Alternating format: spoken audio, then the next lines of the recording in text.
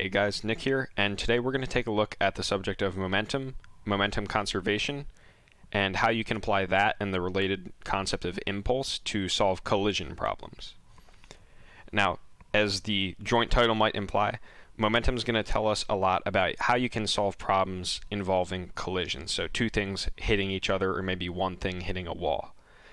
So as of right now, a problem like this of two balls of given mass and speed hitting each other, with only Newton's laws, it wouldn't really be clear what the after picture looks like. Momentum is going to allow us to treat this in a pretty systematic way.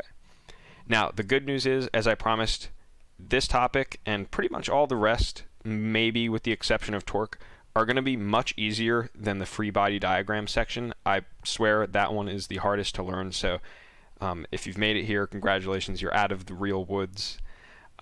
We will be careful for rogue minus signs. They aren't that hard, but they do come up, so I'll point out where to watch out for them.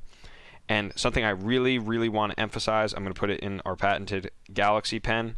For this subject, you're going to want to draw clean pictures of the nature that I have here with simple labels, clear things. You're going to want to draw your pictures big and try to avoid cramming. And we'll see why that's so important. We're going to use pictures for a lot in this subject. Now, just before we get into it, I just want to note that momentum is related to Newton's laws. It's sort of like an alternative formulation to Newton's laws, but it really allows us to answer different kind of questions. So I'm not going to really go over the connection. You'll see force comes into it, but really this is going to allow us attacking, or it's going to give us the ability to attack a different kind of problem. So we're going to treat it as its own largely separate system. Now, general definition of momentum, I'm actually going to do something that I rarely do, and I'm actually going to define it as an equation. I'm going to define the concept by writing out the defining equation. So it's kind of out of nowhere. It doesn't really make sense at first why you would define it like this. Let's say we have a moving ball of mass 3 kilograms and it's moving at 5 meters per second. For non-obvious reasons, I'm going to define its momentum, P. Don't ask me who came up with that symbol. And all it is you multiply the mass of the object times the velocity of the object. Again, loosely, I will call this speed sometimes, just so it's more intuitive, but 100% this is velocity, which means it can be negative. And again, this is where the pesky minus signs come in, but I will point out how we can address those. It's not too bad. Things that move backwards have negative velocity. They'll have negative momentum as a result. But I'll get to that when we get to it. So just as an example, this ball right here, its momentum would be 3 kilograms times its velocity of, in this case, positive because it's going to the right, meters per second, for a total of 15. And the units of these, remember, the units just hang out and come in at the end. Kilograms times meters per second. Okay, so units of momentum are kilograms meters per second. Now, in the past, like meters per each second, it was pretty easy to understand exactly what the physical picture associated with the units were. Here, you're kind of out of luck with that.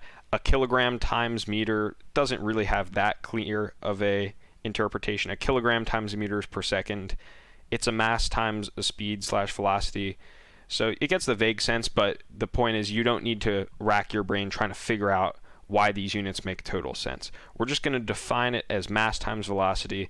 Not 100% clear why we do that, but again, it's all some complicated derivation from Newton's laws, so we're not going to worry about it too much. Just as another quick example, if I have a ball of mass 2 kilograms moving backwards with velocity 3 meters per second. So again, 3 meters per second backwards, we're going to call this velocity negative 3 meters per second in that case to communicate both the size of the velocity, that is the speed, and then the minus sign indicates its direction. The momentum for this object would be its mass, 2 kilograms, times its velocity, which in this case is -3 meters per second. So in this case, the momentum would be a negative number, -6 kilograms meters per second. And again, just like how for velocity, the negative sign meant it pointed to the left in the negative direction, here, same thing. The minus sign indicates the momentum points in the negative direction. And it's of size 6. Now, something we're going to be doing a lot is adding up the momentum for two objects, and there really is nothing to it besides you just add up their individual momentums. Just as a quick example,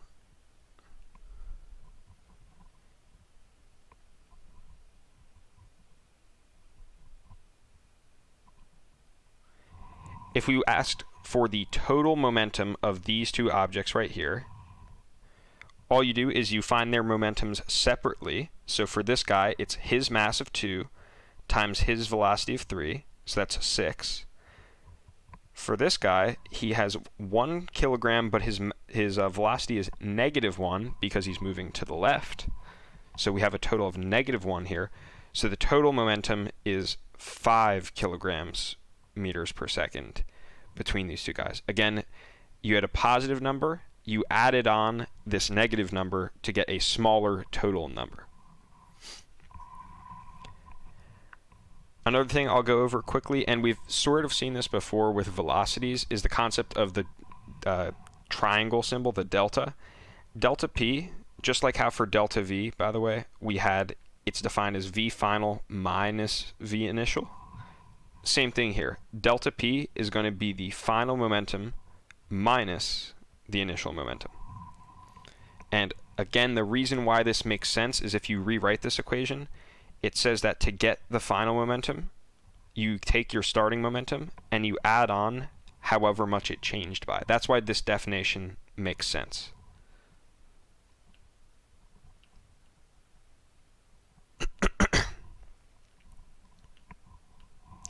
And this can help you keep it in your head if you ever are confused on a test. So, as an example, if we have a ball moving forward, I'm just going to keep using easy numbers here. And then afterwards, he's now moving forwards at 8 meters per second. So his initial momentum was 2 times 3 was 6 kilograms meters per second. Afterwards, his final momentum was 2 times 8, so 16 kilograms meters per second. So his momentum went up. If you wanted to strictly calculate what delta P was for this situation, you'd take his final momentum of 16, subtract off his initial momentum of 6, to get a total change in momentum of positive 10 kilogram meters per second. My little remark before about his momentum has increased from when he started to get up to 16, that's a good way that you can double check that you got the right sign. If your delta P sign and what you were expecting don't agree, it's always a good idea to take a look back and double check, make sure you have the right sign, that you haven't overlooked something. And as usual, I want to point out that if this is negative, you need to be, or if either of these is negative, just be really careful when you're substituting in to keep track of your negatives. Let's say your initial speed was pointed backwards, you would have minus a negative initial momentum. So you would be adding the number in that case. So just be mindful of that when you're going through. It's a classic way professors try to trick you. Okay. Now we're going to get on to the sort of the main application of momentum, and it's for collisions, which is basically the same thing as conservation of momentum.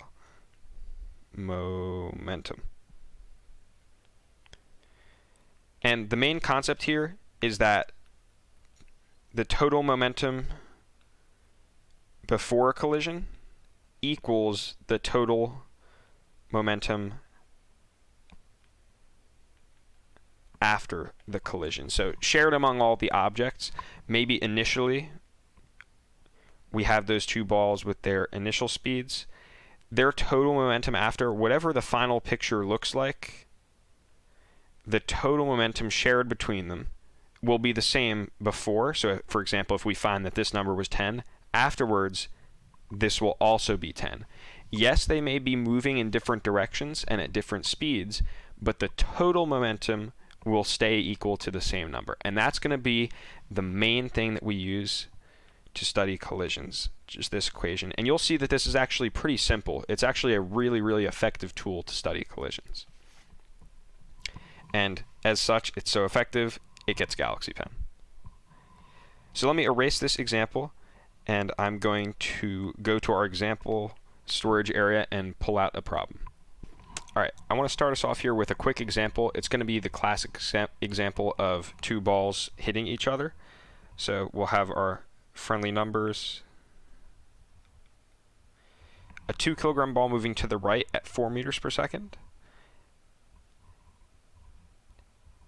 And a 4 kilogram ball moving at 1 meters per second, but moving to the left. That's the before picture.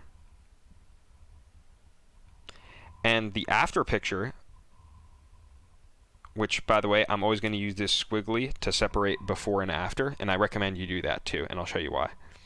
The after picture is going to have the 2 kilogram ball moving backwards at 2 meters per second. And the question is, what is the 4 kilogram ball doing? Has it rebounded off to the right? Is it sort of following the 2 kilogram ball to the left but slower? And what we're going to do is we're just going to write out the total momentum before and the total momentum after and see what happens. What we're going to do, as always, is before we plug stuff in, we're going to look at our equation, check how many numbers we have, and make sure that the only unknown in our one equation is this one. So on the left side, let's ask ourselves, what momentums do we have going? So this ball is this ball on the left is moving, so it has momentum.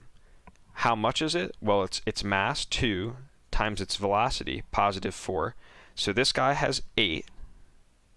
Okay, now again, we're looking for the total momentum on this side of the squiggly for the total momentum of the before situation. This ball right here, he has a mass of 4 and a velocity of -1, right? Because he's moving back to the left. So he has negative velocity, negative momentum. So his momentum is 4 times -1, which is -4. If you want, you could total these up to 4, but it doesn't matter. All right, let's look at the after situation. This guy has a momentum of 2 kilograms is his mass times his velocity of -2, so we have -4. All right, and what about this mystery ball right here? So his mass right here is 4, and we should multiply it by his velocity. We don't know his velocity, but we're going to call it some unknown number VF and see if this fact that we have this useful equation here lets us find that number. So again, we're not going to try and find it immediately. We're just going to write it in as a variable that we don't know, and we'll leave it there and see if we can find that variable using an equation. Okay, perfect. So we've written out all the momentums that are involved. We have a very clear division of our before versus after picture, and all you have to do is set the total on the left equal to the total on the right. A cool visual is this is a bridge over a river. It's extremely useful to keep in mind the separation of before and after. We're going to do this exact same thing with the bridge over the river in conservation of energy. I do it in my problems. Even the complicated ones, I still use this to keep myself really organized.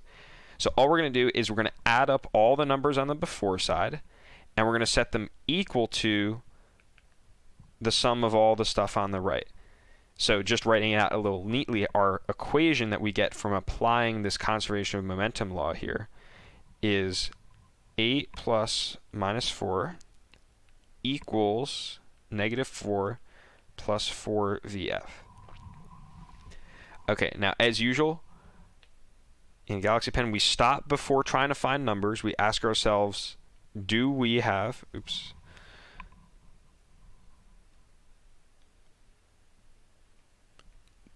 number of equations equal to number of unknowns. By the way, if you haven't seen my systems of equations video, or maybe my force video, you'll know that I preach this. And for those of you who haven't seen it, the reason is, if you don't have this, if you have more unknown variables than you have equations, you get stuck in an infinite loop without realizing that you're not going anywhere. So doing this check guarantees that, okay, you've done all the physics, it's just going to be some algebra. So it's very good to do this step. I do it in every single problem I do. But anyway, so if we look at this equation, we have one equation, and the only number we don't know is VF. So we are home free. All we got to do is move some numbers around. So left-hand side, 8 plus minus 4 is 4. We're going to add 4 to both sides to kill off that.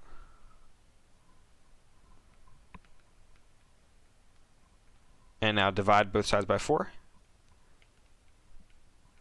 So we got our answer of VF is 2 meters per second. So the correct picture is this 4 kilogram ball is moving to the right, and now he's moving at 2 meters per second. So that is the answer.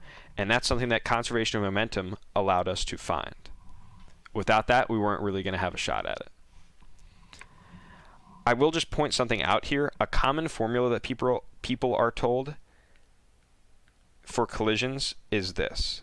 You might see this written on your equation sheet. Okay? People often refer to this as M1 V1, M2 V2. They mean use this equation. All this is doing is up here, the way I got these numbers, right, was taking the mass of object 1, multiplying it by its speed. That's this number. Then I added on the mass of object 2 times its speed. That's this number. And I set it equal to the mass of object 1 times its speed after the collision. That's what V1 prime is. Prime means after collision. And then I added on that other side of the equal sign, the mass of object 2 times its speed after the collision, which in this case was unknown. So this formula is really it's really an equation restatement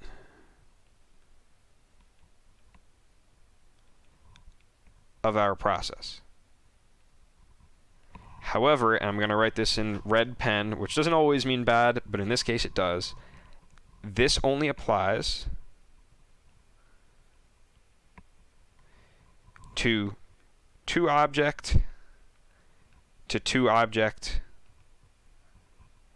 collisions. Okay, if balls stick together, well, I suppose in that case this becomes a little simpler to well, okay, this equation isn't straightforward to use in other situations. So I'm going to advise you to understand that this is just a restatement of the problem we just did, and to resist using it unless you know the problem's really simple, like the one we just did. If it's just two balls hitting each other, then you are safe to use this, but it has to be along one direction. You know, there's a lot of caveats to it. So just understand that that's what your professor is saying if they ever reference this equation. What they mean is total momentum of both the objects before is equal to, you can write an equation with an equal sign, the total momentum of object 1 and object 2 after the collision. And you can just substitute values in and find whatever number you don't have. Okay, let's jump into some examples that my professor used in a class that I TA'd for. So here's a problem of someone receiving a moving ball. So you can model this as a ball flying in. Let's see, we have a 20 kilogram ball. That's pretty heavy. That's 45 pounds. Moving at 30 meters per second. Okay, that's almost 100 miles an hour, so this clown's not in for a good time today. And it's hitting this poor guy, Jocko. He better be the Navy SEAL Jocko, otherwise he's toast. Mass of 60 kilos. Okay, he's not a Navy SEAL. That's about 120 pounds. And that's the before picture. And afterwards, it says that Jocko catches the ball. So Jocko is actually holding the ball. So they're attached together, sticking together. So we have a 60 mass attached to a 20 mass now. So basically they're an 80 mass together. And the question is, oops, oh my god.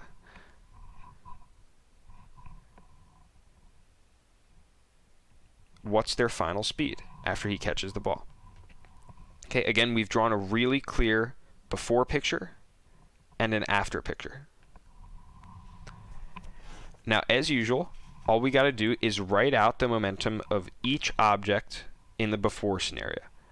So here, let's see, this ball, its mass 20 times its speed 30 gives us 600 for it. All right, what about Jocko before? It says that Jocko is, or I suppose it doesn't tell you, but you assume that he is standing still at the beginning of the problem. So, yeah, Jocko does have a mass of 60, but his speed is 0. So his total momentum, 60 times 0, is still 0. So he has no momentum before. Okay, perfect. What about after? Let's see, we have an 80 kilogram object. Remember, Jocko caught the ball, so him and the ball are moving together. Both of their masses are going to be moving the same speed. But by the way, you can do this as well as the ball has a speed and Jocko has the same speed. And actually, I suppose I should do it that way. So I'm gonna double back a little bit. Some people prefer to say they combine to form an 80 kilogram object with a speed. Other people prefer to say there's a 60 kilogram object and a 20 kilogram object, and they're both moving the same speed. We'll see that it doesn't make a difference. So we're going to take the second viewpoint, that they're still separate objects, but they're sort of forced to move the same speed because he caught it. So the 20 kilogram ball is going to have its mass of 20 times its final speed, which we're going to call this unknown number VF. Okay?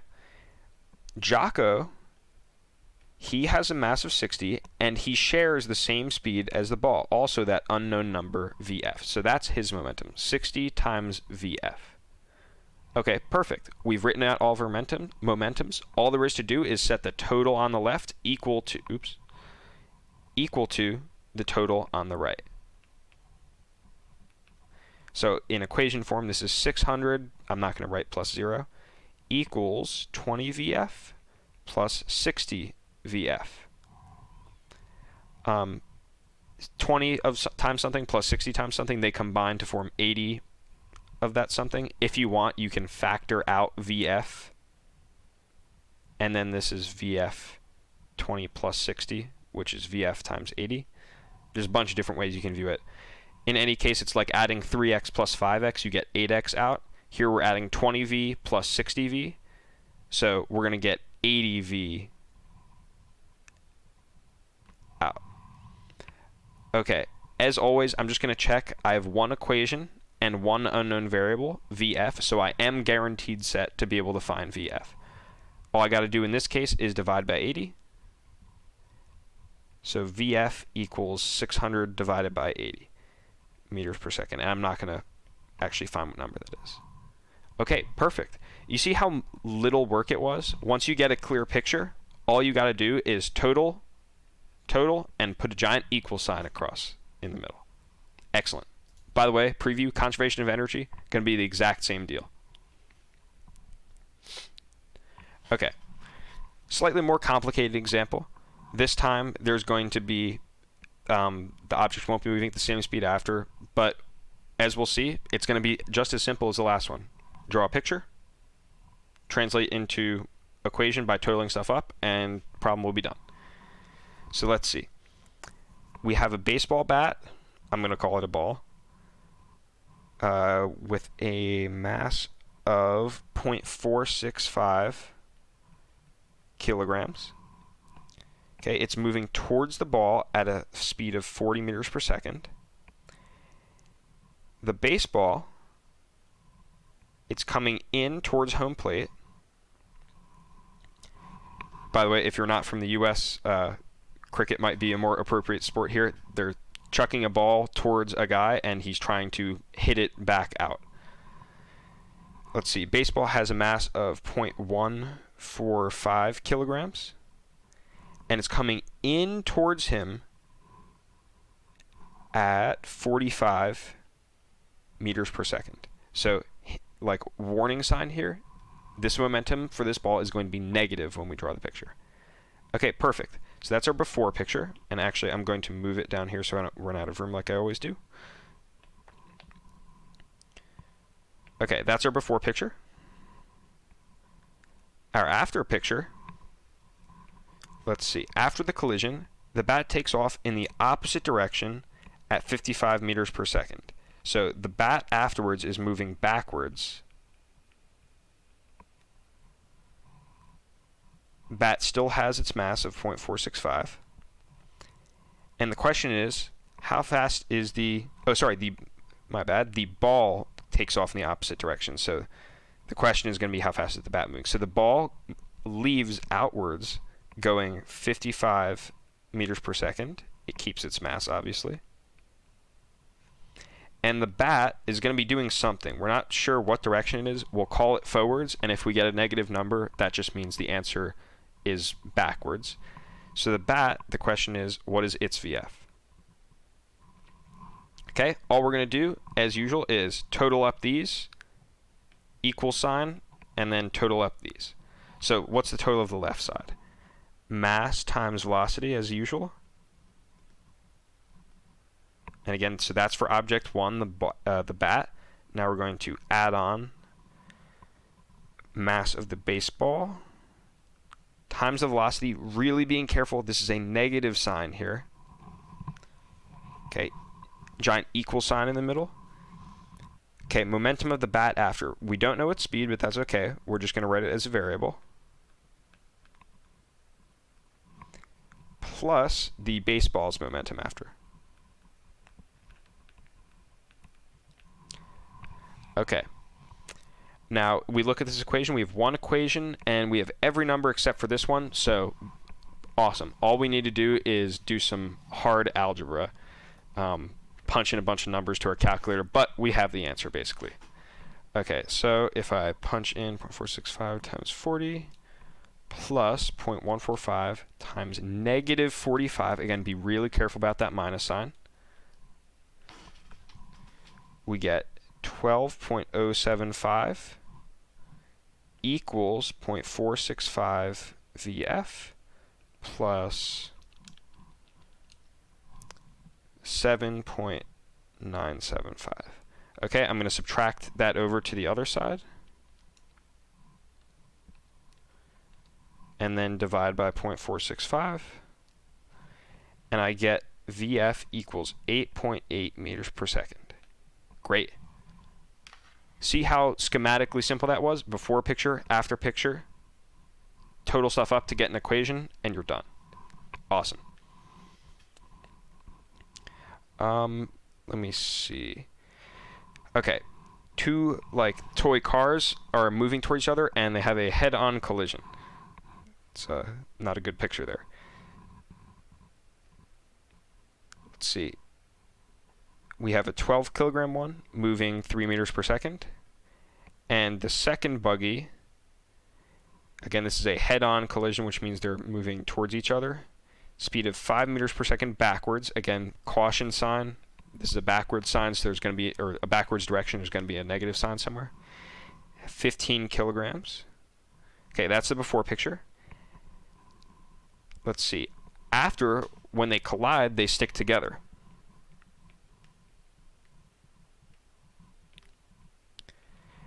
Now, from the masses involved, it's pretty clear that the net result is that since this one's bigger and faster, that they're going to be moving backwards. And if you do this, that's fine. You're going to get VF equals, let's say, positive 4 meters per second. If you instead choose to call this VF, and you don't know what number it is, you're going to get an answer of -4, which is totally fine. All that means is that the velocity is 4 meters per second to the left. Either way, you get the answer 4 meters per second to the left. Okay? All right. As usual, we're going to total up the momentums for this object, so 12 times 3, plus momentum for this object is its mass, 15, times its speed, 5, or velocity, sorry. And, oops, I forgot to put in the negative sign. That's a cardinal sin. Remember, we have a backwards pointing arrow, so the velocity is -5 meters per second. So the momentum is also going to be negative. Okay, equal sign in the middle. This time I'm going to take the quote-unquote shortcut, pretend this is a single 27 kilogram object moving with speed vf. Okay, if we simplify some numbers here,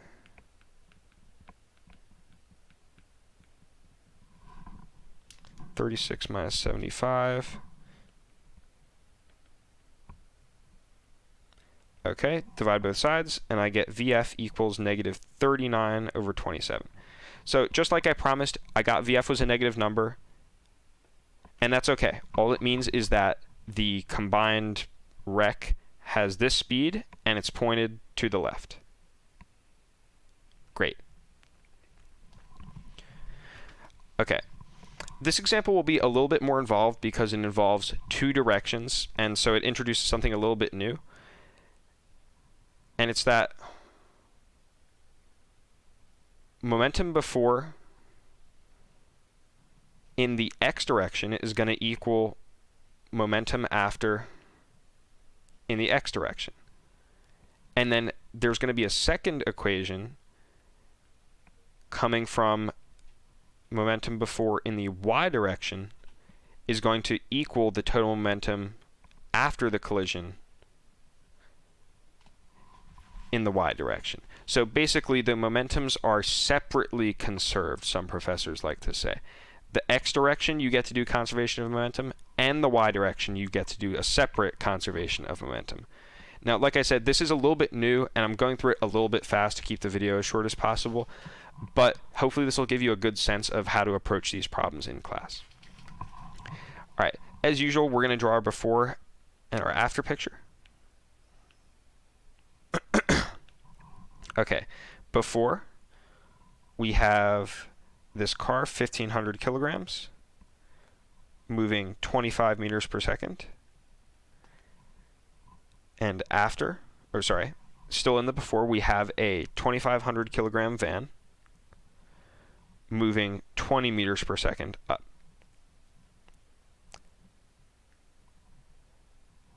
Afterwards, we have this combined two cars sticking together with some unknown speed, or some unknown momentum, unknown speed, whichever way you want to call it. Now, importantly, what we're going to do is we're going to find this speed and this speed, or equivalent, we're going to find the momentum up and the momentum down, and then at the very end, we'll get the diagonal part. But we're going to strictly work on what's the x speed after, what's the y speed after, and then at the very end, we will convert it to VF. Okay, perfect. So, like I said, here, instead of just writing total of everything equals total of everything, instead what you're going to do is you're going to have one equation for the total x. So this equation right here is going to be the x equation. So total momentum in the x direction, so that means anything pointing left or right, before, that is just this guy. Okay, and what about after? Okay, now we have this combined mass of 4,500, and we don't know what his speed is after in the x direction. But we're just going to call it this variable VF, so V final in the x direction, and we'll leave it like that. Okay, and if we check here, we see we have one equation, one number we don't know, so all we got to do is divide by 4,500 to find out what that unknown speed is, which will be really good for us. Okay, second equation, I'll write a little y over the equal sign to remind myself what it's about. We have 2,500 kilograms with a y velocity of 20. And afterwards, again, we don't know what the speed is. The final speed's y direction component, we don't know what it is, but we'll just leave it as a variable in our equation. Okay, perfect. Once again, this equation down here is one equation, one unknown number, so we're guaranteed to be able to find what both that number is and that number is. Okay, if I punch into my calculator, I get that this x speed right here, so I'm just going to draw an enlarged picture of this after triangle. The x speed is 8.3 meters per second, and the y speed is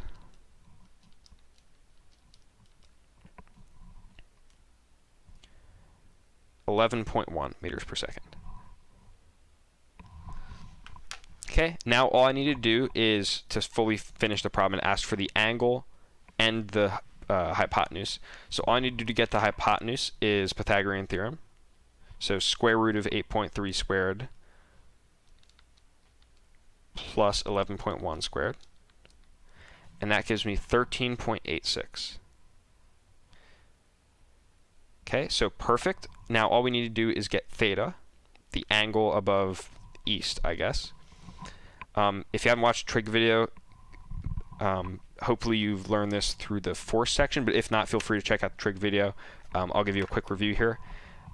Tangent of this angle should tell us the ratio between the side opposite it over the side that's not the hypotenuse next to the angle. Again, this is using the formula from SOHCAHTOA that tangent of an angle, if you plug it into your calculator, it'll spit out what the division of the length of the opposite side is divided by the adjacent side to the angle. So that's how I got this. And by the way, you didn't have to use tangent. If you wanted to use sine and use this numbers, you're okay. Generally, people tend to use tangent, but anyway, works. Okay, so that means tangent of theta equals 11.1 divided by 8.3 is 1.34.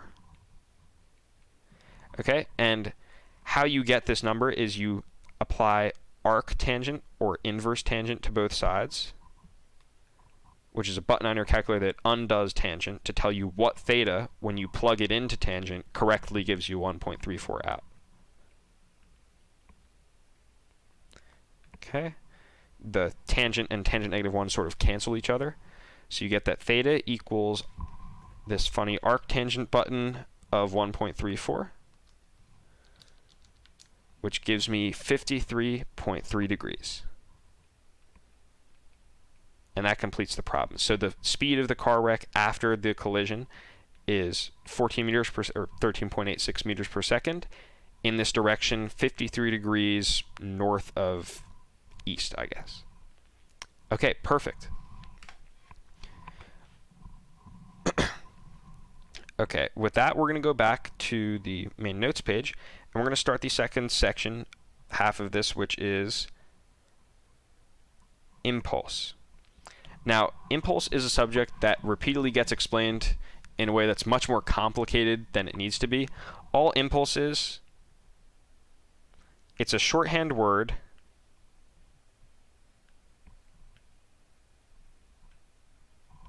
for change in momentum.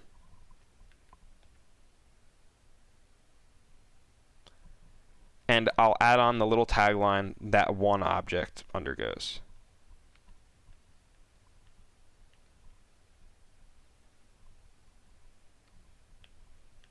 But really, this is what you need to remember. Impulse is shorthand for change in momentum. Okay, it's often given the symbol J. Again, I don't know who was making up these symbols. Maybe they ran out of letters, but I don't know. Maybe I could have done a better job. Maybe you could have done a better job. But they gave us this great letter J. And it's completely useless because this equation is often written on equation sheets. And really, it doesn't ever tell you anything because change in momentum is impulse. Now, what does matter is that also on your equation sheet, they choose to write this second equation, J equals F times delta T. Now, I don't know why they do this at all because these are both placeholders for J. So really, the equation I want you to remember is you can basically erase these from your equation sheet totally. And know this equation right here, which I will write in Galaxy Pen.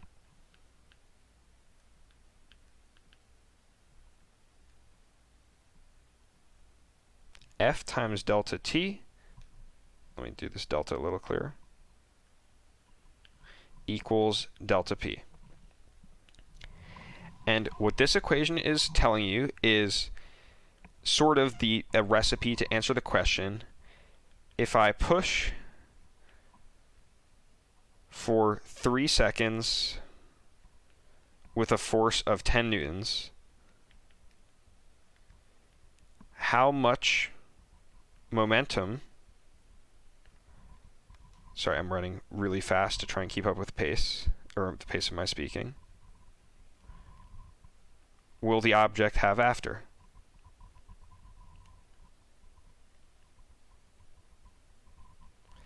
Now, of course, you could do a problem like that through Newton's laws. You draw a free body diagram, you find its acceleration, you find its velocity after the push, and then you convert back to momentum. But this equation provides a really easy way to circumvent that. And again, this is sort of like derived from Newton's laws, but it's just easier, and we're going to view it as a rather separate technology. Yes, there's still force in there, but this is sort of a cheaty second side of Newton's laws that lets you do other useful stuff without having to go through the whole free body diagram stuff.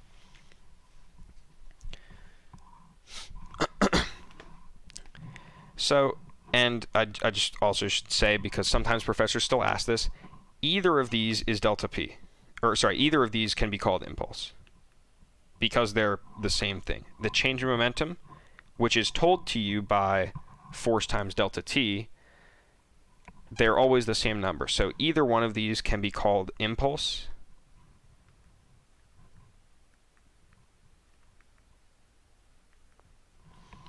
But you'll see that in practice, this issue never arises, and you basically don't even use the word impulse too much. You basically just use this equation.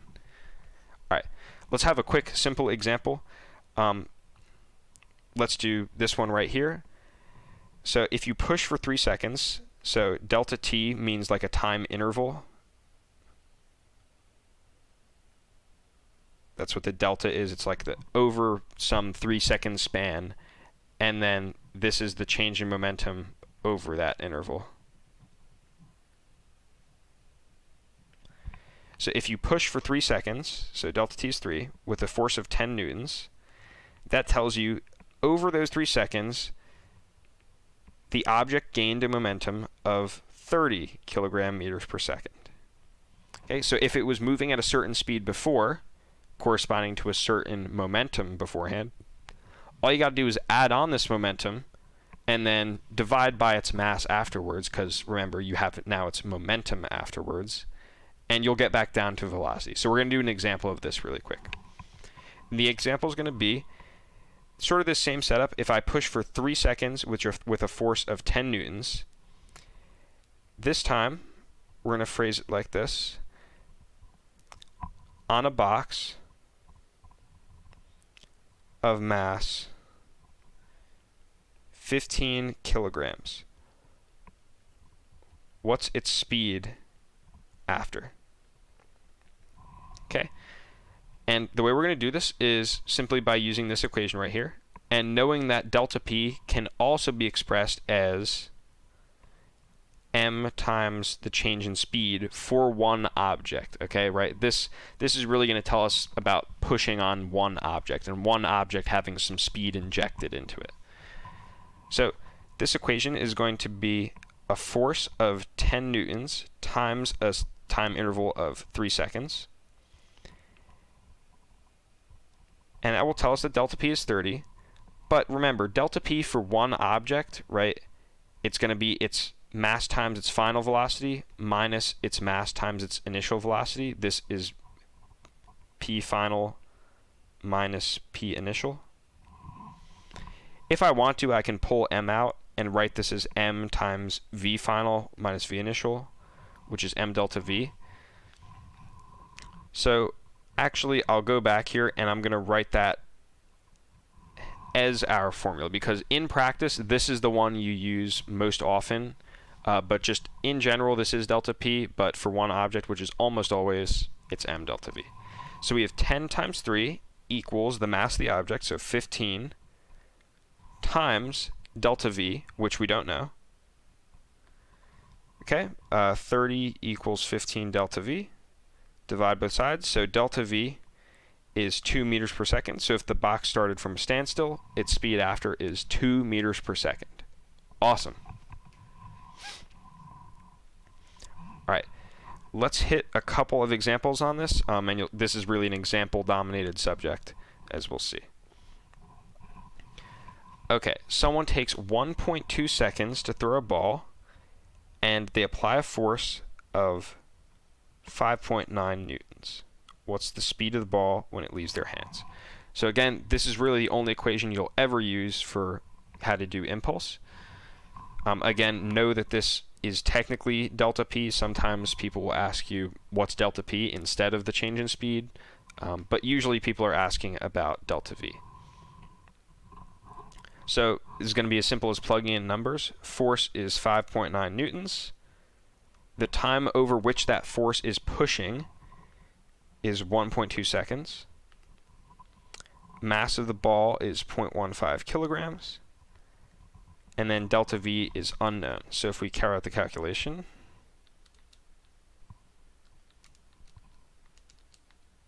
you get 47.2 out for delta v. Now, of course, by the way, if the ball had an initial speed before this delta v, let's say it was moving 10 meters per second before, and then the push started, afterwards the speed would be 57.2, right? You take the initial speed and you add on delta v to get v final. Perfect.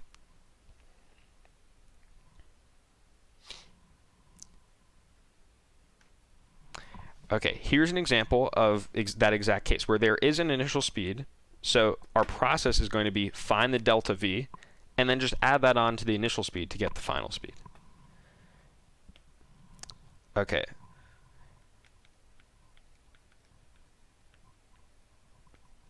Okay, force is 8,000 newtons. All right, there's going to be a little bit of metric conversion in here. 1.1 milliseconds is 1.1 thousandths of a second. Let's see, did I do that right? Yeah. Okay, it equals the mass of the object getting pushed on, so 0.145. And it approaches the batter at 40, kilometers per hour. So we're going to need to do a unit conversion here. I'm actually going to Google it right now because I didn't realize this the first time I read the question, and we see that this is actually 11.1 meters per second. Okay.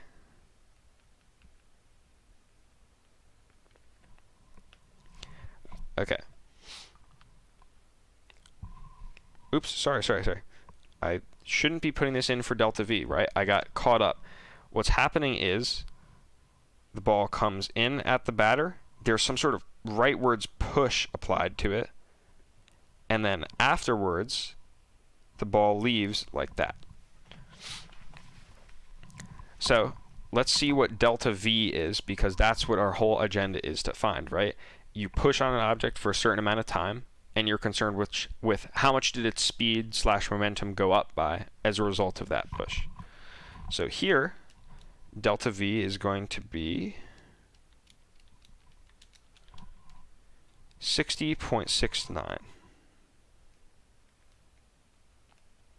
meters per second.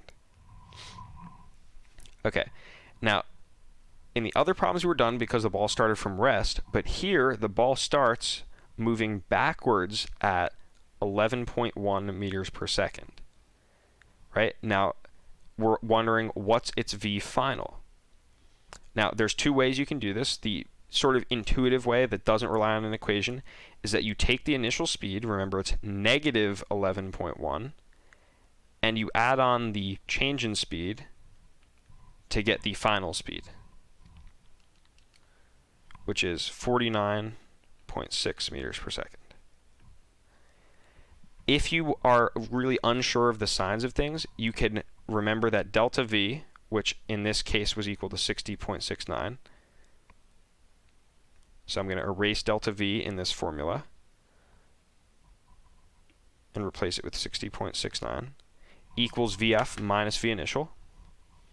Okay, we notice that V initial was negative 11.1.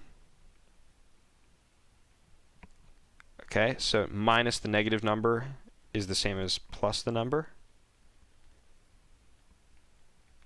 And now we subtract 11.1 from 60.7. And we get the same answer either way. So again, this is more of the equation way with using delta V, and this is the intuitive way with starting speed plus change in speed equals final speed. Okay, one final example before I wrap up the video is going to be this sort of graphical alternative here. Actually, there'll be one more example after this, by the way. All right, now there's one generalization that I haven't told you about yet, and it's that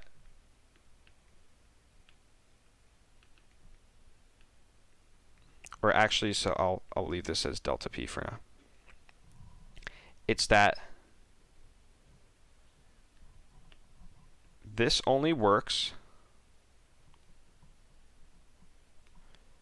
for a constant size force.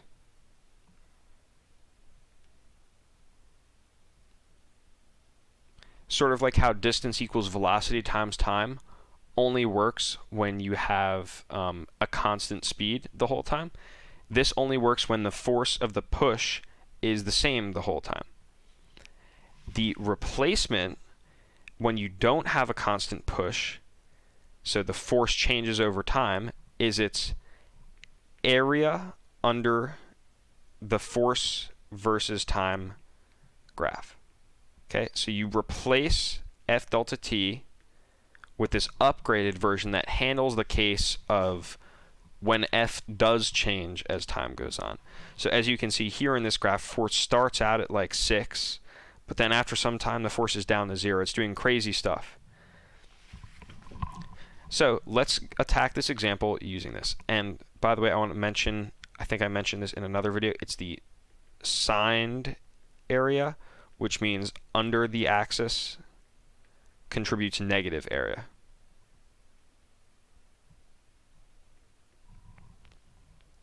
Okay, so in this example here, let's first see if we can find the delta P of this car due to this force in this weird graph. Now again, we ordinarily would have just multiplied the force by the time, but we have a force that changes over time, so it's our task to find the area under the force versus time graph. Okay. We have a rectangle here that's 5 seconds long by 6 newtons high. So this is 30 right here. Okay, we have another push that's a triangle with base 5, height 6. So 1/2 base height gives, this is 15. Here the height is 0, so there's no area, right? The height is 0. And here we have a 5 by 10. So this triangle is area 25, but it's negative because remember, anything under the axis contributes negatively to the area total. So the total area is 45 minus 25, so it's 20 is going to equal our delta P. So the car, it's going to start from some speed. In this case, it starts from rest, so it's 0 momentum. And afterwards, its momentum is going to equal 20. And all we got to do is find out what speed does it have 20 meters per second momentum at. So in this case, we have the simple case of a car, like one object. So we get to replace delta P with m delta V, as you usually do. All right. Let's see. Its mass was given to us to be 0.756. So all we need to do is divide 20 by 0.756. And we get 26.45 meters per second for delta V. And again, since the car starts from 0 speed, this is the final speed. Great, guys. Oh, just one comment. Some professors still teach this. It's pretty uncommon. It's the concept of average force. And it's this notion that if you calculate delta P, so if you have this governing equation here, F delta t equals delta p. Let's say you have the course of over the course of a baseball bat hitting a baseball. And you compute the delta p and you're told the delta t. So you find what you think F is. Let's say you find F equals 1,000 newtons. But your question might be, but wait, the baseball bat isn't hitting with the same force the whole time. Maybe it starts a little weak, and then as the ball compresses, the force gets bigger. So what's up with that? And the answer is that really this equation tells you if force isn't constant and you find this number force, really what you're finding is the average strength of the force over the time that it happens. So in that baseball example, yeah, the force isn't totally constant. It's going to be bigger at some times and smaller at other times, but the time average of the force will be about 1,000 newtons. So just understand that if you ever are asked for an average force, it just means plug into this equation, ignore the fact that F is changing. This equation will spit out the average force that happened over time, even if it isn't perfect over the entire interval. Okay, perfect. And last question, I call this like a cheese question.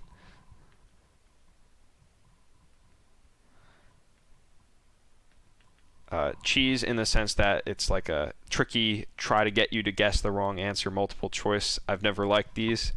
And this sort of touches on a concept that we're going to do in a little bit called center of mass. So general idea, and this is important enough that I feel the need to put it in this video in case it pops up on a test for you guys. General idea is that unless there's an outside push / things leaving the system,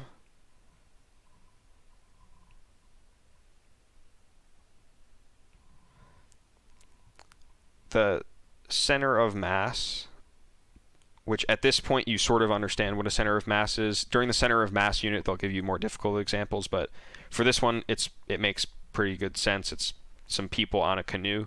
It's just the center of where they are. The center of mass will stay still.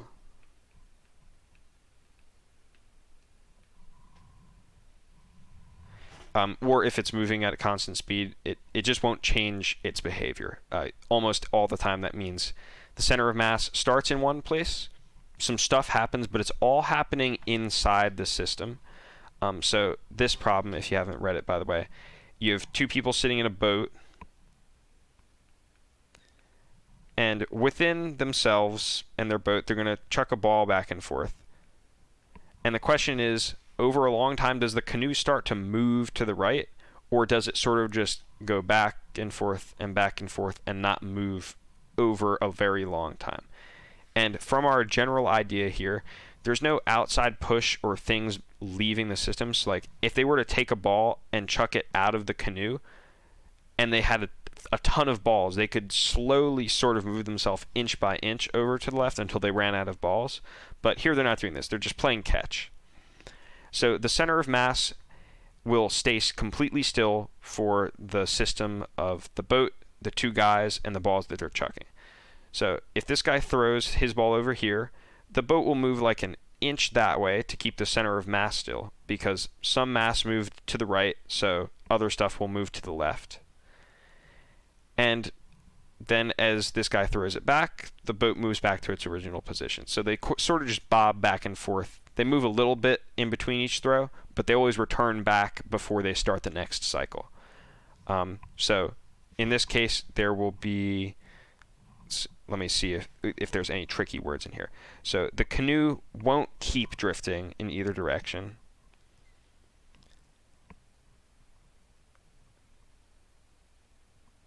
Let's see.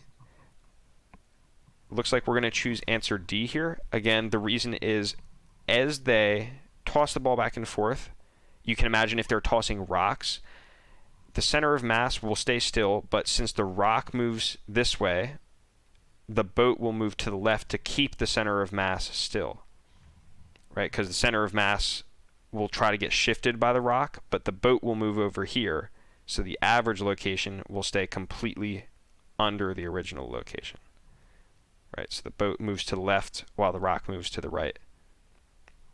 Sorry, I did a bad drawing here. But again, this is sort of just a cheese question that I feel the need to point out because it does pop up sometimes. But again, key idea is that if there's just internal stuff going around, people chucking things around inside a car, center of mass is going to stay still. Okay, guys, that's about all I had today. If you do like the video or if you have suggestions, I try to put a lot of examples in this video because there's a lot of different phrasings of problem that you can see. But if you have any examples you'd like me to cover in addition to this, feel free to leave a comment. And as always, if you want to like the video, let us know how we're doing or share this in your group chat. That would be really helpful. But until next time, guys, where we will likely tackle the last difficult subject of torque, I'll see you there for the epic battle.